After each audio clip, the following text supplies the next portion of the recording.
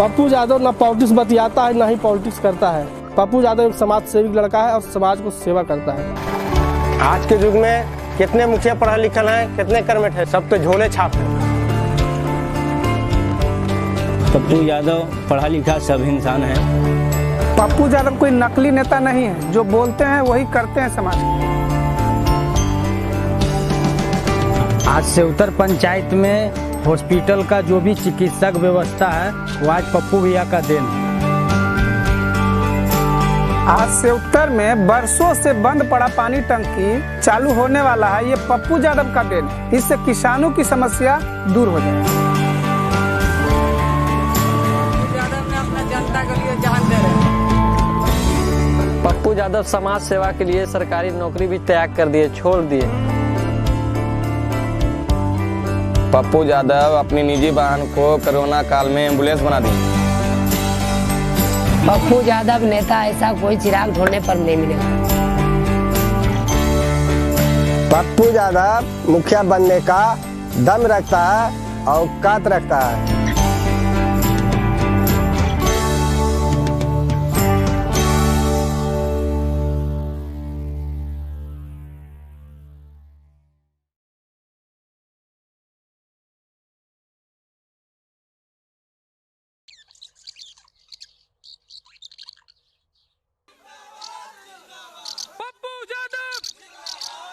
पप्पू यादव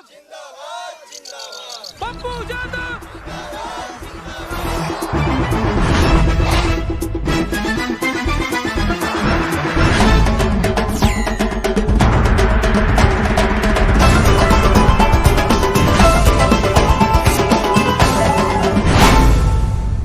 नमस्कार दर्शकों, मैं हूं आकांक्षा और आज हमारे साथ हैं सेउतर पंचायत के युवा और कर्मठ नेता और मुखिया प्रत्याशी पप्पू यादव जी।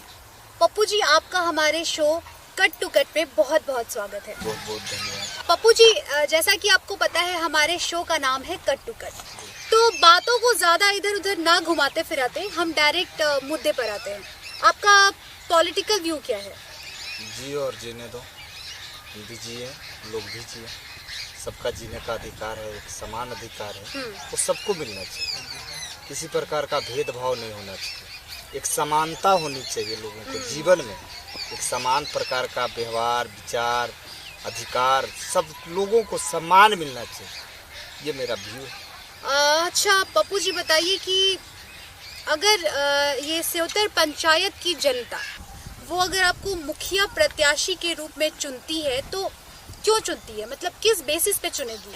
हमने अगले 4 साल से जनता के बीच में रह करके हर दुख सुख में, चाहे वो किसी भी प्रकार का समस्या हो, किसान का, गरीब का, या तो फिर स्वास्थ्य का या राशन का, किसी भी प्रकार का समस्या रहा है, हर दुख सुख में रहा है। हर छोटी बड़ी चीज़ों को जो अति आवश्यक जनता के लिए होना चाहिए था, उसका मैंने अपने फंडिंग से, किसी का सहयोग ना हो करके भी, चाहे वो किसी प्रकार का आंदोलन हो, दिव्यांग लोगों की बात हो कि वो बस से ले जाना, आंदोलन खड़ा करना, लोगों की लड़ाई लड़ना, या तो फिर छोटा छोटा बांध है, नदी बांध है, कहीं जो किसान के लोगों के लिए करना है, इस प्रकार का मैंने कार्य किया है। लोगों को दुख सुख, रोगी, हरी बीमारी, जिस प्रकार का भी कार्य मुझे मिला है उस सब में मैंने रहा है लोगों के बीच में और कार्य किया है। लोग हमारे बारे में जानते हैं और हम खुलेआम मन से कहते हैं कि मैं अगर काम किया है जनता के लिए और मेरे ऊपर अगर जनता को भरोसा है, विश्वास है, किस विश्वास के साथ मैं जनता के लिए काम करूंगा,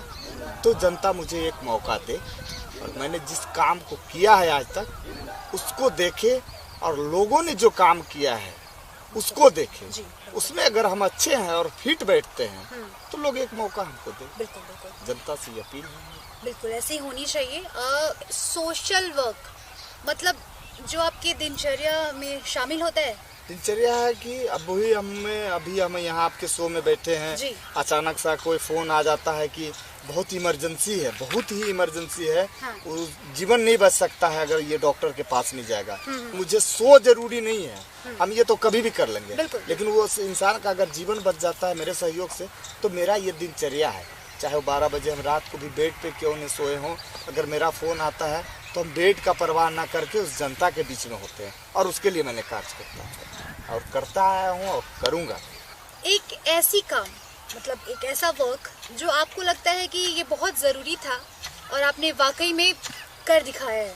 अभी आपको मोहड़ा प्रखंड है, मोहड़ा प्रखंड के अंतर्गत 9 पंचायत है, जिसमें एक मेरा पंचायत है, वो सेवतर पंचायत है। और पूरे मोहड़ा का केंद्र बिंदु जो है वो सेवतर है। और सेवतर में पीएससी ना हो करके राजनीतिक दृष्टिकोण या राजनीतिक द्वेष कहें, पीएससी बगल का गांव जहां हम लोग 17 किलोमीटर की दूरी पे है, कजूर गांव है, वो सेवतर नहीं बना के कजूर में बनाया गया है।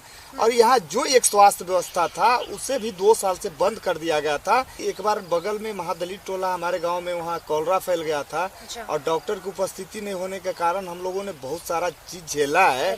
तो हमको लगा कि क्यों नहीं हमारे यहाँ हॉस्पिटल होता तो आज हम लोगों को ये दिन देखने को नहीं मिलता। इसके लिए आंदोलन किया। हॉस्पिटल जो था, प्राथमिक स्वास्थ्य केंद्र था, वो आज हेल्थ एंड वेलनेस सेंटर में कन्वर्ट हो चुका है। सारा इंस्ट्रूमेंट आ चुका है और कर्मचारी के अभाव में, डॉक्टर के अभाव में यहाँ सारा इलाज नहीं हो रहा है, ऑपरेशन नहीं हो पा रहा है। और इसके लिए भी मेरा प्रयास जारी है और अगर नहीं होता है तो हम आगे भी इसके लिए आंदोलन करेंगे। पप्पू जी, एक बहुत ही आवश्यक और महत्वपूर्ण काम जो आप अपने सेवतर पंचायत के जनता के लिए भविष्य में करना चाहेंगे, वो क्या है? यहाँ तकरीबन 1,000 बच्चे सुबह से आप शाम तक देखेंगे। इलाके के लोग 3 से 4 किलोमीटर 5 किलोमीटर से बच्चा साइकिल से, बच्चे लोग शिक्षा ग्रहण करने आते हैं। 8 किलोमीटर के अंदर लोग मार्केटिंग करने आते हैं सेवतर में। तो हमारी सोच है कि जनता अगर हमें मौका देती है तो हर बाजार के कोने कोने पे सीसीटीवी कैमरा का व्यवस्था किया जाएगा, ताकि लोग जो बाजार करने आते हैं वो बेफिक्र होकर बाजार करने आए। चाहे वो हमारी माताएं हों, बहनें हों, चाहे हमारी बहनें शिक्षा ग्रहण करने आती है, तो वो बेफिक्र होकर के आए कि हमें सेवतर में किसी भी प्रकार का कुछ नहीं होने वाला है और हम जहाँ जा रहे हैं वो घर से कहीं ज़्यादा सुरक्षित जगह जा रहे हैं। और उस प्रकार की उस प्रवृत्ति के जो लोग हैं वो बाजार इन करने से पहले सोच लें कि हम किस जगह पे जा रहे हैं, और जिस जगह पे जा रहे हैं उसमें कोने कोने चप्पे चप्पे में सीसीटीवी कैमरा है और हम कहीं गलत करेंगे तो हम नप जाएंगे। अभी जो पैंडेमिक, ये जो कोरोना वायरस का जो पैंडेमिक, खैर अभी भी कहीं ना कहीं चल ही रहा है, हमने कितने लोगों को खोया, बहुत सारी चीजें।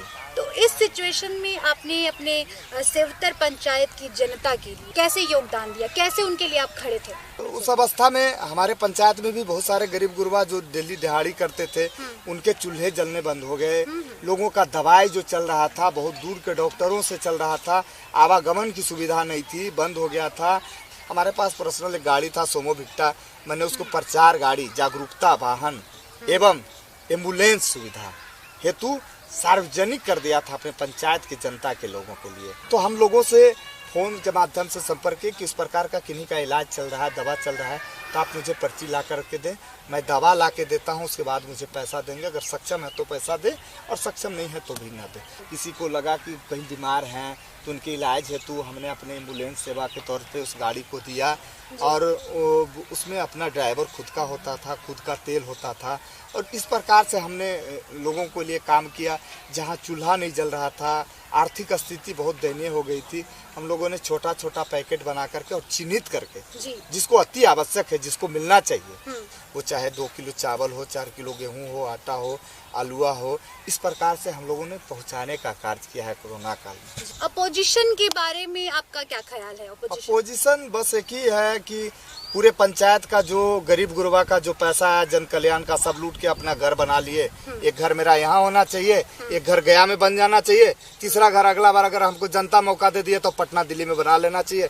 अपने बाल बच्चे पति पराम ऐसो आराम से रह रहे हैं, जनता जाए भाड़ में। बस यही तो अपोजिशन, जनता का मोटा कमाए अपने लूट के अपने मोटाना है, जनता दुबला होते जाए, उससे क्या परवाह है? कोई परवाह नहीं। यही तो है। पप्पू जी, आने वाले ये जो चुनाव है इसमें आपका मुद्दा क्या होने वाला है? सबसे बड़ा मुद्दा है यहाँ जो दलाली चलता है वो दलाली बंद होना चाहिए।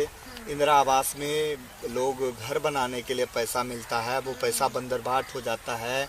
एक छोटी सी रकम सरकार के द्वारा दी जाती है कि आप शौचालय बनाएं, 12,000 रुपया। उसमें आप ऐसा देखेंगे कुछ गरीब गुरबा लोग हैं कि हम शौचालय बनाना चाहते हैं और वो दलाल के फंदे में फंस जाते हैं और 12,000 रुपया उनको मिलता है। उनको बरगलाया जाता है कि आपका पैसा नहीं आया और ऐसा सिस्टम हो गया है कि सारा जो छोटा छोटा बैंक चल रहा है वहाँ थंब से पैसा निकाला जाता है, उनका थंब लगा लिया जाता है, कहा जाता है आपका पैसा अभी नहीं आया है, पता चलता है उससे सेटिंग रहता है, सारा पैसा ले लेते हैं और उनको बरगलाए रहते हैं, आपका एंट्री नहीं हुआ, ये नहीं हुआ, वो नहीं हुआ। लोगों को जो दलालों के द्वारा लूटा जा रहा है, इससे मुक्ति दिलाना है, सबसे बड़ी चीज़ है, दलालों से मुक्ति दिलाना है। दूसरी चीज़ है कि लोग में भटकाव होता है, शिक्षा का अभाव है। जैसा कि आप जानते हैं गांव में आज भी शिक्षा का स्तर जो है मलिन बस्तियों में बहुत कम है और सबसे ज़्यादा सरकार का जो लाभ मिलना है वह उसी तबके के लोगों को मिलना है, बीपीएल परिवार के लोगों को मिलना है, जहां की आज भी शिक्षा का अभाव है। तो जानकारी के अभाव में उनकी जो भटकाव होती है वो भटकाव से दूर करना है। हमारा उद्देश्य है कि एक पोस्ट ऑफिस के तरह मेरा ऑफिस हो, जहां जन सेवा कल्याण समिति चले, लोग वहां आके अपना मंतव्य रखें, किसी भी प्रकार का जानकारी लें। मेरा कार्यालय 10 बजे से 5 बजे तक खुला रहेगा, फ्री ऑफ कॉस्ट सेवा दी जाएगी और जो वास्तविकता हक है उनको मिले, दलाल के बीच में ना बने। पप्पू जी, इतनी कम उम्र में इतना आत्मविश्वास, इतनी साहस, इतना जुझारूपन और इतनी भावुकता और अपने पंचायत के लोगों के लिए इतना कुछ कर जाने का जो आपके अंदर जो ये जुनून है, जो साहस है, इन सब चीजों की मतलब प्रेरणा कहाँ से मिलती है आपको? जिस जगह पे हम खड़े हैं, आप हैं, हमारी आपसे जहाँ इंटरव्यू हो रही है, ये जगह मांझी द माउंटेन मैन, आप भी नाम सुने होंगे और हमारे तो बगल के ही हैं। यहाँ से 8 किलोमीटर की दूरी पे है दशरथ मांझी, जो अभी मांझी द माउंटेन मैन के नाम से जाने जाते हैं और पूरा विश्व जानता है उनको। और हमारे बगल का बाजार है, 1 किलोमीटर की दूरी पे सेउतर बाजार है। उनके कुछ सगे संबंधी थे, वो एक मांझी परिवार से आते थे, जिनको लोग हे दृष्टि से अपने आप को जो बुझते हैं कि हम अच्छे कास्ट से बिलोंग करते हैं, हमारी अच्छी पर्सनालिटी, हम अच्छे घराने से बिलोंग करते हैं, वो दशरथ मांझी को हे दृष्टि से देखते थे, उस समाज को हे दृष्टि से देखते थे। मैंने उनको नजदीक से देखा है। वो एक जूट का बोरा पहनते थे, सादा कैप लगाए रहते थे और वो एक ऐसे कर्मठ व्यक्ति थे, उन्होंने पैदल दिल्ली का सफर किया 1100 किलोमीटर और उतनी बड़ी पहाड़ जो आप देख सकते हैं, उस ऊंचाई को, जो कि 28 किलोमीटर घूम के बजीरगंज जाना पड़ता था, वो अपने कर्मठता के बदौलत तोड़ करके बस दूरी का फासला मात्र 9 किलोमीटर कर दिए। तो हम उसी इलाके से बिलोंग करते हैं और हमारे वो आदर्श हैं और उन्हीं के आदर्श मान करके हमारे अंदर ये जो सोच बदला है, क्योंकि हम 2012 में नौकरी किए, 12/12/2012 को मखदुमपुर अंचल में एज अमीन के पोस्ट पे मृत्युंजय कुमार के नाम से मैंने ज्वाइन किया था। 2016 में मैंने जनता सेवा के लिए नौकरी डिजाइन कर दिया है। जिस लगन से मैं जनता के बीच में हूँ, सेवा किया हूँ, उसी प्रकार से मैं लगातार जब तक मेरी सांस चलेगी मैं जनता का सेवा करूँगा। बहुत सही पप्पू जी। सबसे पहले तो इंसान को उसका जो कर्म होता है वो बड़ा बनाता है, उसकी जो जाति है या फिर उसके जो पैसे हैं, मतलब घर, बैकग्राउंड, ये सब चीजें मायने नहीं रखती है। ये तो सामने उदाहरण है, दशरथ मांझी उन्हीं के ऊंचे घराने से थे, ना उनकी ऊंची फैसिलिटी थी, ना तो रहन सहन था, ना तो कोई जायदाद था। एक झोपड़ी में पैदा लिए अमर हो गए। मैंने आंखों से देखा, बहुत बड़े बड़े पैसे वाले मर गए, जिनके बाल बच्चे दाह संस्कार में लकड़ी देने तक के नहीं है। बिल्कुल। खूब पैसा आप कमा लीजिएगा, जीवन आपका बस वहीं सीमित हो जाएगा। आप मरेंगे, बेटा कांधा दे के मड़ारी तक ले जाएगा, दाह संस्कार कर देगा, 11वां दिन पूछेगा कि हमारे पिताजी के कौन कौन बढ़िया मित्र थे, न्योता देगा। 12 दिन में ब्रह्म भोज हो जाएगा, 13वां दिन आपके दरवाजे पे एक टीका खींचा जाएगा, दुर्गा दिवाली आएगा, दूध ढार दिया जाएगा, बतासा चढ़ा दिया जाएगा। उसके फेरा में आप जीवन एकदम लग रहा है कहाँ से लूट लें, किसका हड़प लें, ये प्लॉट मेरा है, वो भी बगल में हो जाना चाहिए। ये मेरी सोच नहीं है। हमें जो भगवान दिए हैं इसमें हम सक्षम हैं, इससे हमें ज़्यादा नहीं चाहिए। और मैं पंचायत की जनता से एक वादा करना चाहता हूं कि अगर पंचायत का जनता अगर मेरी परीक्षा लेना चाहती है तो मेरे घर का एक एक ईंटा गिन ले और 5 साल का मौका दे। अगर इस ईंटा से एक ईंटा भी मेरा कहीं संपत्ति बढ़ गया तो उस समय हम अपना सारा संपत्ति पंचायत के जनता को दान कर देंगे। हमको पैसा नहीं कमाना है, जनता का सेवा करके और अपने जीवन में नाम कमाना है। और मैंने नाम कमाने के लिए आया है। अगर पैसा की परवाह होता तो 26 पंचायत में 1 प्रखंड है मखदुमपुर अंचल, पता कर लीजिएगा। और मेरा 1 पोस्ट है, वहाँ लाख रुपया का महीना आता था। मेरे साथ रहने वाले अभी तल्ला पे तल्ला गया बना लिया, लेकिन मुझे उस सब भवन का सपना नहीं है। हमें जनता का सेवा करना है और किया हूँ और निस्वार्थ भाव से आगे भी करूँगा। जो इंसान उस पद पे ना होते हुए भी अपने पंचायत के बारे में इतना कुछ कर गुजर जाने के लिए कह रहा है और सोच रहा है, धन्य है आप। और पप्पू जी, आज के शो में आपसे बात करके बहुत ही अच्छा लगा। हमारे इस कट टू कट शो में बने रहने के लिए आपका बहुत बहुत दिल से धन्यवाद। जी आपको भी बहुत बहुत जी धन्यवाद। मैं और मेरी पूरी टीम और पूरे इस पंचायत की जनता भगवान से प्रार्थना करेगी कि पप्पू यादव विजयी भव।